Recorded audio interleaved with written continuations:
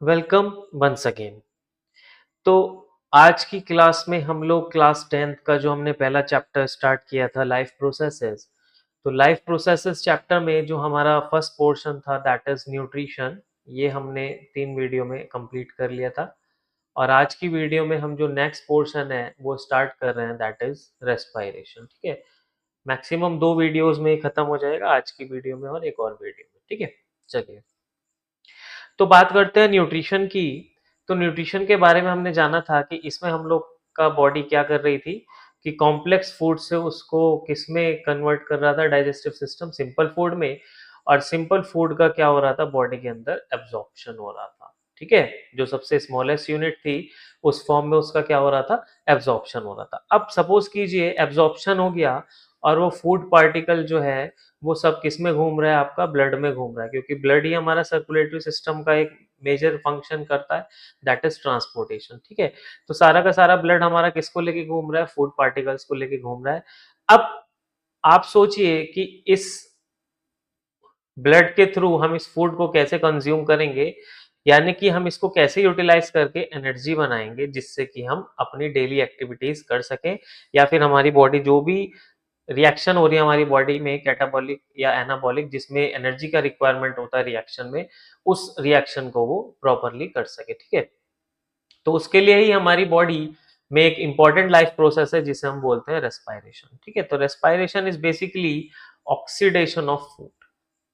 ठीक है, रेस्पायरेशन क्या होता है, oxidation of food to take energy. ठीक है, या फिर टू मेक एनर्जी, यानी कि फूड का ऑक्सीडेशन होना हमारी बॉडी में जिससे कि एनर्जी बनाई जा सके बॉडी के अंदर। ठीक है, चलिए अब रेस्पायरेशन के लिए मैं आपको बता दूं कि एक टर्म होती है breathing.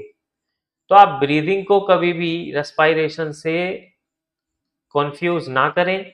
Respiration is a biochemical process. ठीक है, रेस्पायरेशन क्या है, एक बायोकेमिकल प्रोसेस है। Instead breathing is a part of respiration and it is a physical process, यानी कि रेस्पायरेशन का पहला स्टेप है ब्रीदिंग। ठीक है, जिसमें आप क्या करते हैं, आपकी बॉडी क्या करती है, गैसियस एक्सचेंज करती है। ठीक है, क्या करती है, गैसियस एक्सचेंज करती है, जिसमें कि आपकी बॉडी के अंदर क्या जाती है, O2 हमारी बॉडी अंदर लेती है और CO2 को बाहर छोड़ देती है, दैट इज एक्सेल। ठीक है, CO2 को क्या कर देती है, बाहर छोड़ देती है, दैट इज एक्सेल कर देती है। ठीक है, एक्सेल CO2। तो आज की वीडियो में जानने वाले हैं रेस्पायरेशन होता क्या है, क्या इसका प्रोसेस है। तो अभी आपने जाना था, एक क्लास में हमने एक प्रोसेस पढ़ा था दैट इज फोटोसिंथेसिस।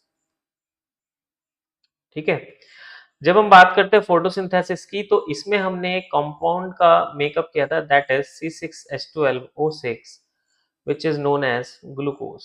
ठीक है, प्लांट्स ने ग्लूकोज को बनाया था और ग्लूकोज को ही हम कंज्यूम करते हैं as a carbohydrate, as a carbohydrate.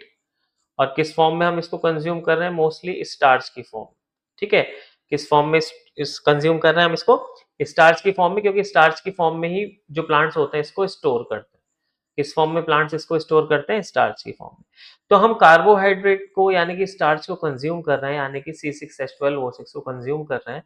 अब हम इस C6H12O6 से कैसे एनर्जी लें, कि कैसे हम एनर्जी का मेकअप करें। ठीक है, चलिए तो यही हमने जानना है।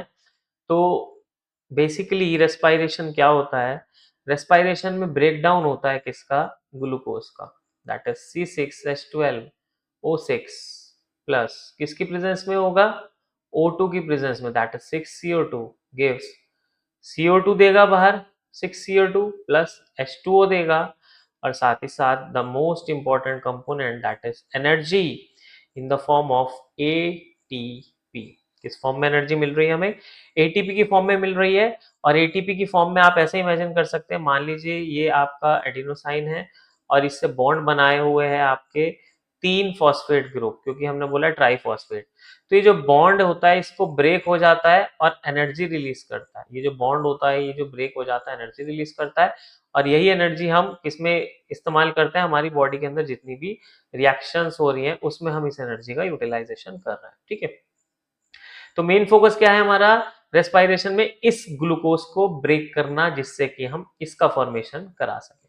ठीक है, चलिए, तो इसी के बेसिस पे हमने रेस्पायरेशन को दो कैटेगरीज में डिवाइड किया है। एक होता है हमारा एरोबिक रेस्पायरेशन और दूसरा आता है हमारा अनएरोबिक रेस्पायरेशन। ठीक है, नाम से पता चल रहा है aerobic respiration takes place in the presence of O2 and anaerobic respiration takes place in the absence of O2। ठीक है, यानी कि ये O2 की एब्सेंस में हो रहा है और ये O2 की प्रेजेंस में हो रहा है। बट खास बात क्या है कि glucose is a 6 carbon compound और जब ग्लूकोज का ब्रेकडाउन होता है तो एक 3 कार्बन का कंपाउंड बनता है। जब ग्लूकोज का ब्रेकडाउन हो रहा है तो इससे एक 3 कार्बन का कंपाउंड बन रहा है, दैट इज पायरुविक एसिड। ठीक है, क्या बन रहा है? पायरुविक एसिड बन रहा है। देखेंगे हम लोग पायरुवेट भी बोल सकते हैं इसको। ठीक है, क्या बोल देते हैं? पायरुवेट भी बोल देते हैं।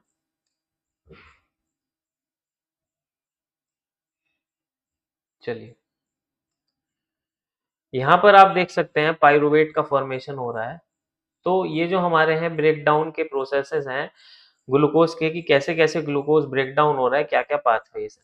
ठीक है, तो हमारे पास बेसिकली सबसे कॉमन चीज क्या है? सबसे पहला पाथवे जिसको हम एरोबिक रेस्पायरेशन बोलते हैं। क्या बोलते हैं?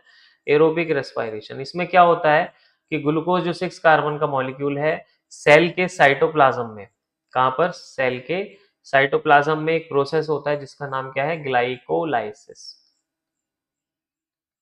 जिस प्रोसेस का नाम क्या है? ग्लाइकोलाइसिस। अब यहाँ पर जो ग्लाइकोलाइसिस हो रहा है उससे आपका 3 कार्बन का मॉलिक्यूल बन रहा है जिसका नाम क्या है? पायरुवेट। क्या बन रहा है? पायरुवेट। ठीक है, अब अगर एरोबिक रेस्पायरेशन होना है यानी कि ऑक्सीजन की प्रेजेंस में, किसकी? ऑक्सीजन की प्रेजेंस में, तो हमारा बेसिकली ये तो स्टेप, ये वाला स्टेप तो कॉमन रहेगा दोनों में। ठीक है, एरोबिक में भी और एनारोबिक में भी, यानी कि ये वाला जो स्टेप है हमारा कि ग्लूकोज से पायरुवेट बनना, ये कॉमन रहेगा एरोबिक में भी और अनएरोबिक में भी। बट ये आगे कैसे बढ़ता है उस पर डिपेंड करता है कि ये कौन सा पाथवे अपना रहा है। ठीक है, अगर हम बात करें एरोबिक रेस्पायरेशन की, कि अगर ये एरोबिक रेस्पायरेशन का पाथवे अपना रहा है तो आप यहां पर देख सकते हैं कि ये प्रोसेस कहां पर होगा? माइटोकॉन्ड्रिया में। कहां पर होगा बाकी process? Mitochondria. That is why it is also known as powerhouse of the cell. ये हमने बताया था सेल वाले चैप्टर में कि इसीलिए इसको हम powerhouse of the cell भी बोलते हैं, क्योंकि यहाँ पर एटीपी का प्रोडक्शन कराता है और लगभग 38 एटीपी का प्रोडक्शन करा रहा है। बाद में जो यूटिलाइज के लिए हमारे पास 36 बचती है।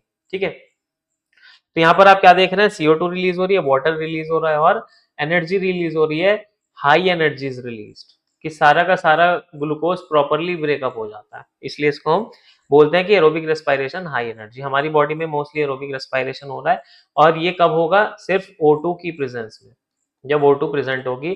तो इसलिए जो ऑर्गेनिज्म एरोबिकली रेस्पायर करता है तो वो कहीं ना कहीं उनको हर समय O2 की अवेलेबिलिटी चाहिए जिससे कि ग्लूकोज का प्रॉपर ब्रेकडाउन होता रहे और एनर्जी बॉडी के अंदर बनती रहे। उसके बाद दूसरा प्रोसेस आता है हमारा अनएरोबिक। ठीक है, दूसरा कौन सा आता है? Anaerobic respiration. इसमें आप देख सकते हैं कि अनएरोबिक रेस्पायरेशन में ये वाला प्रोसेस है, यहाँ पर जा रहा है एब्सेंस ऑफ ऑक्सीजन। तो यहाँ पर मोस्टली ये किसमें देखने के लिए मिलता है? ईस्ट में, जिसको हम फर्मेंटेशन भी बोल देते हैं। ठीक है, क्या बोल देते हैं? फर्मेंटेशन। और इसमें क्या हो रहा है? देखो, इथेनॉल बन रहा है।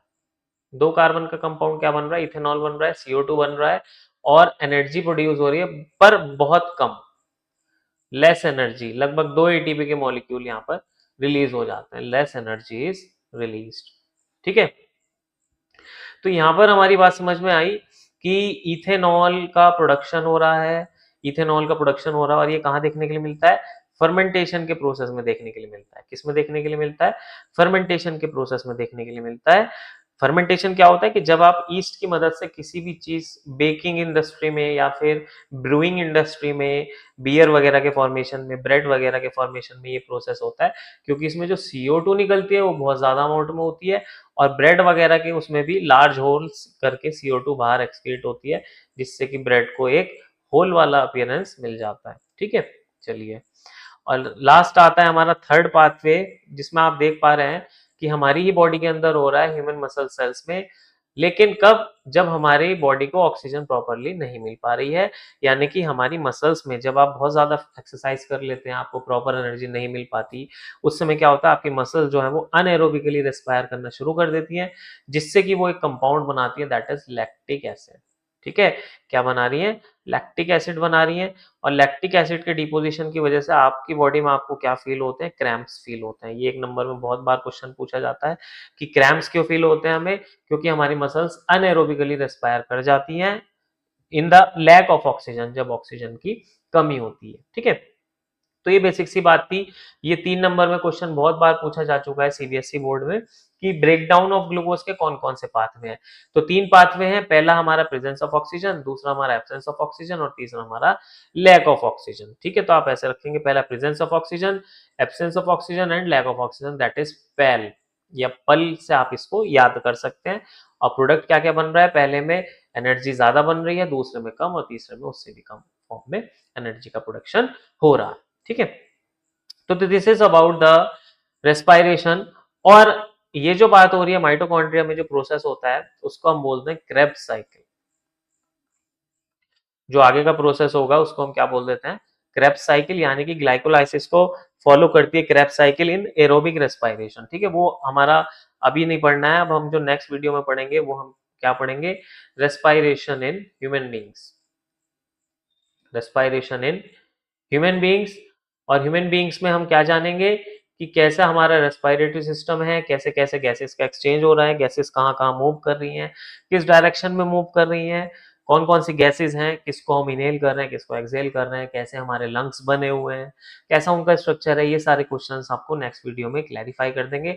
बट उससे पहले थोड़ा सा रेस्पिरेशन के बारे में और जान लेते हैं कि जो रेस्पिरेशन होता है वो एक्वाटिक एनिमल्स की अगर हम बात करें, अगर हम एक्वाटिक एनिमल्स की बात कर रहे हैं तो रेट ऑफ रेस्पायरेशन ज्यादा होता है वहां पे। ठीक है, rate of respiration is higher, rate of respiration is higher. और रेट ऑफ रेस्पायरेशन हायर क्यों है, because there is less amount of dissolve oxygen, less amount of dissolve oxygen, कि ऑक्सीजन जो है वो बहुत कम है as compare to atmospheric presence.